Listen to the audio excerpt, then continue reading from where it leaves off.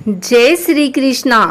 आज रविवार के दिन आइए सुनते हैं माँ गंगा की यह कथा।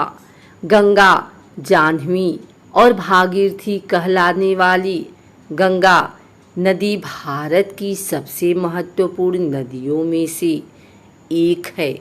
यह मात्र एक जल स्रोत नहीं है, बल्कि भारतीय मान्यताओं में यह नदी पूजनीय है, जिसे गंगा माँ अथवा गंगा देवी के नाम से सम्मानित किया जाता है।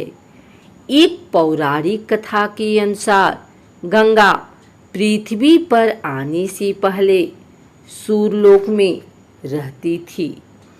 तो क्या कारण था जो यह पवित्र नदी धरती पर आई? इसे यहाँ कौन लाया?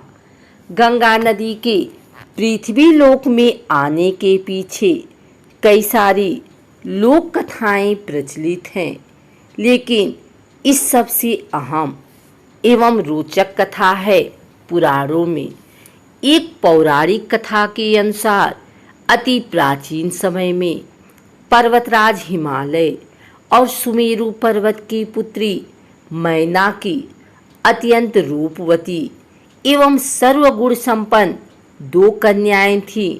दो कन्याओं में से बड़ी थी गंगा तथा छोटी पुत्री का नाम था उमा। कहते हैं बड़ी पुत्री गंगा अत्यंत प्रभावशाली और असाधारण दैवीय गुणों से संपन्न थी, लेकिन साथ ही वह किसी बंधन को स्वीकार न करने के लिए भी जानी जाती थी। हर कार्य में अपनी मनमानी करना उनकी आदत थी।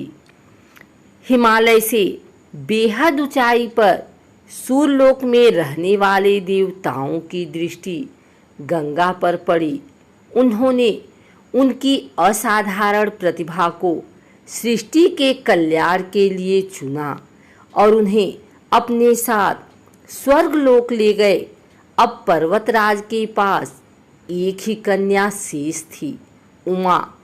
उमा ने भगवान शिव की तपस्या की और तप पूर्ण होने पर भगवान शंकर को ही वर के रूप में मांग लिया।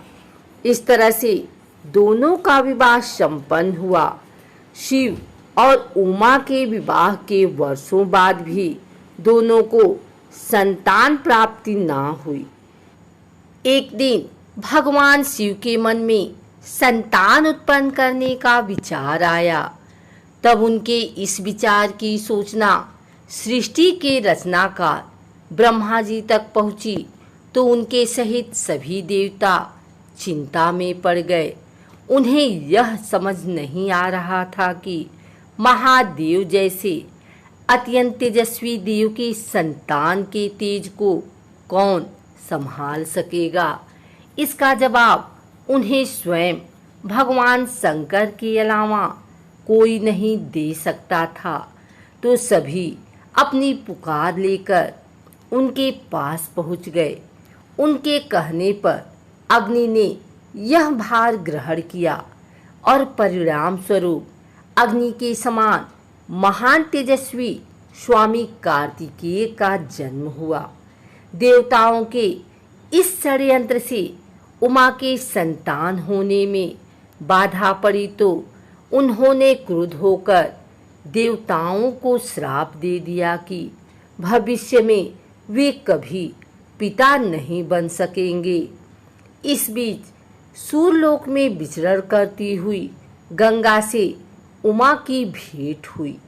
गंगा ने उमा को बताया कि अब वह सूर्यलोक में और नहीं रहना चाहती और अपनी मातृभूमि पृथ्वी पर जाना चाहती हैं।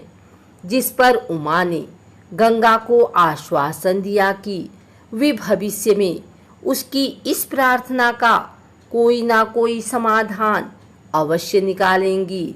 यहीं से गंगा के पृथ्वी पर आने की कथा का एक नया अध्याय शुरू होता है, जो कि भगवान राम की नगरी अयोध्या से जुड़ा है।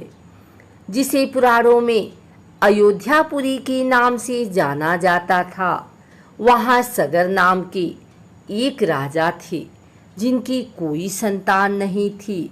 सगर राजा की 2 रानियां थी, केसनी तथा सुमति, किंतु दोनों से ही राजा को पुत्र की उत्पत्ति नहीं हो रही थी, जिसके फलस्वरूप उन्होंने दोनों पत्नियों को साथ लेकर हिमालय के भृगुप्रस्थवर्ण नामक प्रांत में तपस्या करने का फैसला किया।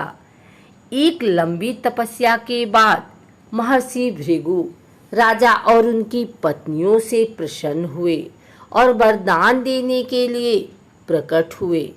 उन्होंने कहा, हे राजन, तुम्हारी तपस्या से मैं अत्यंत प्रसन्न हूँ और तुम्हारी दोनों पत्नियों को पुत्र का वरदान देता हूँ, लेकिन दोनों में से एक पत्नी को केवल एक पुत्र की प्राप्ति होगी, जो वंश को आगे बढ़ाने में सहायक साबित होगी, तथा दूसरी पत्नी को 60,000 पुत्रों का वर हासिल होगा।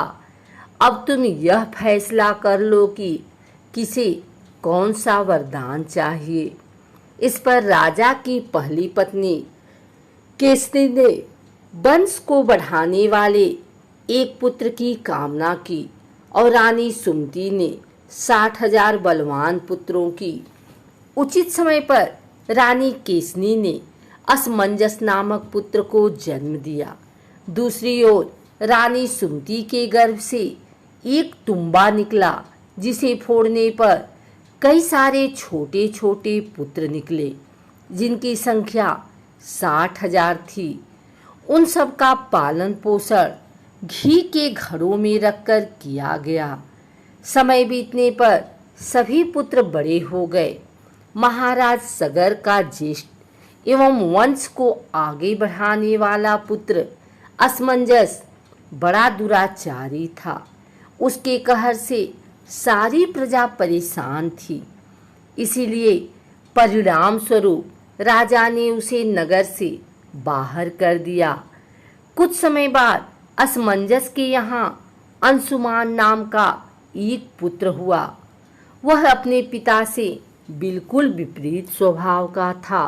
अंशुमान अत्यंत सदाचारी, पराक्रमी एवं लोगों की सहायता करने वाला था।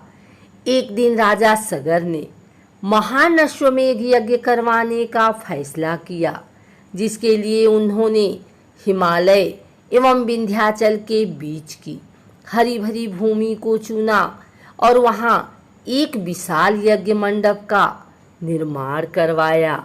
इसके बाद अश्वमेध यज्ञ के लिए श्याम कर्ण घोड़ा छोड़कर उसकी रक्षा के लिए पराक्रमी अंशुमान को सेना के साथ उसके पीछे पीछे भेज दिया। यज्ञ सफलतापूर्वक बढ़ रहा था, जिसे देख इंद्रदेव काफी भयभीत हो गए। तभी उन्होंने एक राक्षस का रूप धारण किया और हिमालय पर पहुंचकर राजा सगर के उस घोड़े को चुरा लिया। घोड़े की चोरी की सूचना पाते ही राजा सगर के होश उड़ गए। उन्होंने शीघ्र ही अपने 60,000 पुत्रों को आदेश दिया कि घोड़ा चुराने वाले को किसी भी अवस्था में जीवित या मृत पकड़कर लेकर आओ। आदेश सुनते ही सभी पुत्र खोजबीन में लग गए। जब पूरी पृथ्वी खोजने पर भी घोड़ा नहीं मिला तो उन्होंने पृथ्वी को खोदना शुरू कर दिया, यह सोचकर कि शायद पाताल लोक में उन्हें घोड़ा मिल जाए।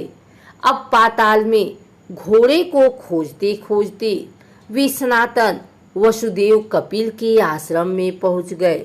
वहां उन्होंने देखा कि कपिल मुनि आंखें बंद किए बैठे हैं और ठीक उनके पास यज्ञ का वह घोड़ा बंधा हुआ है, जिसे वह लंबे समय से खोज रहे थे। इस पर सभी मंदबुद्धि पुत्र क्रोध में कपिल मुनि को घोड़े का चोर समझकर उन्हें अपशब्द कहने लगे। उनके इस कुकृत्यों से कपिल मुनि की समाधि भंग हो गई। आंखें खुलते ही उन्होंने क्रोध में सभी राजकुमारों को अपने तेज से भस्म कर दिया, लेकिन इसकी सूचना राजा सगर को नहीं थी। जब लंबा समय बीत गया तो राजा फिर से चिंतित हो गए। अब उन्होंने अपने तेजस्वी पौत्र अंशुमान को अपने पुत्रों तथा घोड़े का पता लगाने के लिए आदेश दिया। आज्ञा का पालन करते हुए अंशुमान उस रास्ते पर निकल पड़ा जो रास्ता उसके चाचाओं ने बनाया था। मार्ग में उसे जो भी पूज्यनीय ऋषि मुनि मिलते वह उनका सम्मान पूर्वक आदर सत्कार करता। खोजते खोजते वह कपिल आश्रम के पास पहुंचा। वहां का दृश्य देख वह बेहद आश्चर्यचकित हुआ। उसने देखा कि भूमि पर उसके 60,000 चाचाओं के भस्म हुए शरीरों की राख पड़ी थी और पास ही यज्ञ का घोड़ा चल रहा था। यह देख वह निराश हो गया। अब उसने राख को विधि पूर्वक प्रवाह करने के लिए जलाशय खोजने की कोशिश की, लेकिन उसे कुछ न मिला। तभी उसकी नज़र अपने चाचाओं के मामा गरुड़ पर पड़ी। उसने गरुड़ से सहायता मांगी तो उन्होंने उसे बताया कि किस प्रकार से कपिल मुनि द्वारा उसके चाचाओं को भस्म किया गया है। वह आगे बोले कि उसके चाचाओं की मृत्यु कोई साधारण नहीं थी, इसीलिए उनका तर्पण करने के लिए कोई भी साधारण सरोवर या जलाशय काफी नहीं होगा। इसके लिए तो केवल हिमालय की ज्येष्ठ पुत्री गंगा के जल से ही तर्पण करना सही माना जाएगा। गरुड़ द्वारा राय मिलने पर अंशुमान घोड़े को लेकर वापस अयोध्या पहुंचा और राजा सगर को सारा वाक्य बताया।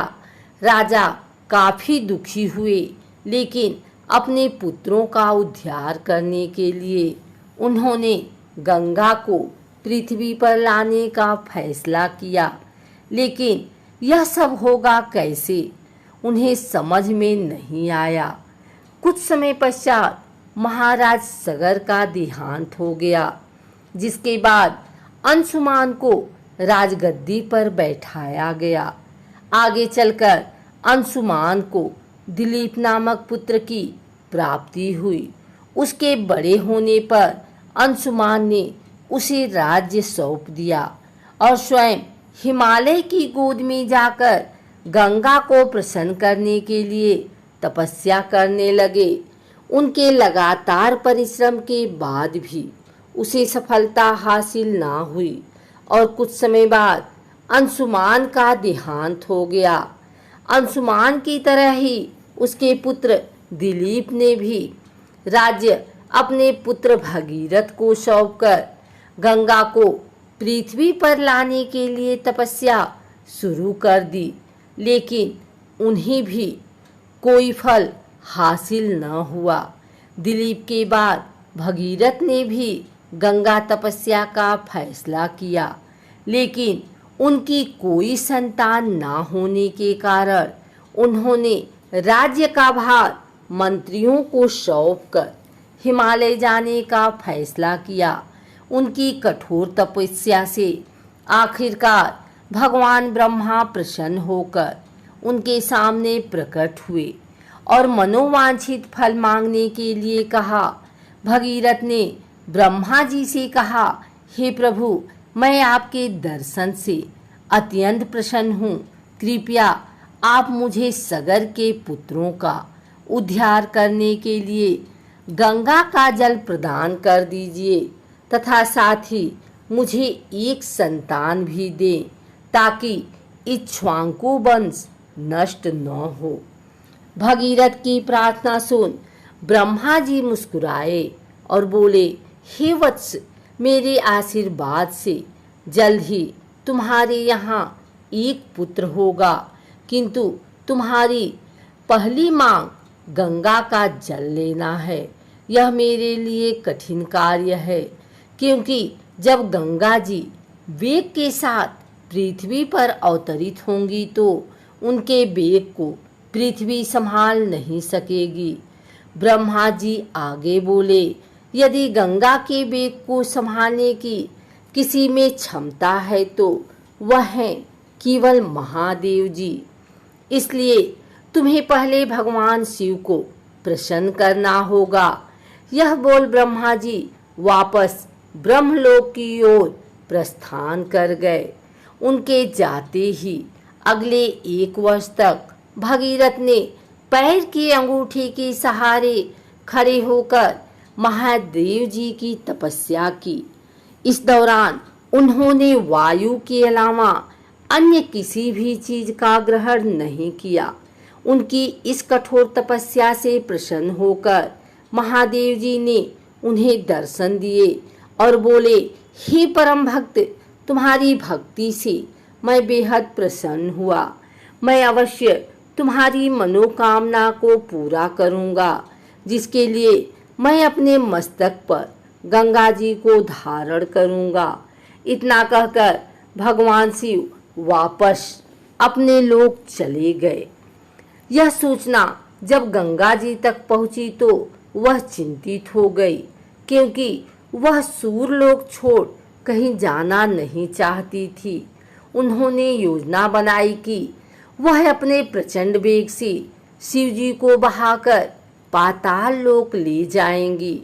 परिणाम स्वरूप गंगा जी भयानक वेग से शिव जी के सिर पर अवतरित हुई, लेकिन शिव जी गंगा की मनसा को समझ चुके थे। गंगा को अपने साथ बांधे रखने के लिए महादेव जी ने गंगा धाराओं को अपनी जटाओं में धीरे धीरे बांधना शुरू कर दिया। अब गंगा जी इन जटाओं से बाहर निकलने में असमर्थ थी। गंगा जी को इस प्रकार शिव जी की जटाओं में विलीन होते देख भगीरथ ने फिर शंकर जी की तपस्या की। भगीरथ के इस तपस्या से शिव जी फिर से प्रसन्न हुए और आखिरकार गंगा जी को हिमालय पर्वत पर स्थित बिंदुसर में छोड़ दिया। छोड़ते ही गंगा जी 7 धाराओं में बट गई। इन धाराओं में से पहली 3 धाराएं हृदनी, पावनी और नलिनी पूर्व की ओर प्रवाहित हुई। अन्य 3 सुचक्षु, सीता और सिंधु धाराएं पश्चिम की ओर बही और आखिरी एवं 7वीं धारा महाराज भगीरथ के पीछे पीछे चल पड़ी। महाराज जहां भी जाते वह धारा उनका पीछा करती। एक दिन गलती से चलते चलते गंगा जी उस स्थान पर पहुंची जहां ऋषि जन्हू यज्ञ कर रहे थे। गंगा जी बहते हुए अनजाने में उनके यज्ञ की सारी सामग्री को अपने साथ बहा कर ले गए, जिस पर ऋषि को बहुत क्रोध आया और उन्होंने क्रुद्ध होकर गंगा का सारा जल पी लिया। यह देखकर समस्त ऋषि मुनियों को बड़ा विस्मय हुआ और वे गंगा जी को मुक्त करने के लिए उनकी स्तुति करने लगे। अंत में ऋषि जन्हू ने अपने कानों से गंगा जी को बहा दिया और उसे अपनी पुत्री के रूप में स्वीकार कर लिया। तब से गंगा जी का नाम जाह्नवी भी पड़ा। इसके पश्चात वे भगीरथ के पीछे पीछे चली और अपने स्थान पर पहुंची जहां उसके चाचाओं की राख पड़ी थी। उस राख का गंगा के पवित्र जल से मिलन होते ही सगर के सभी पुत्रों की आत्मा स्वर्ग की ओर प्रस्थान कर गई।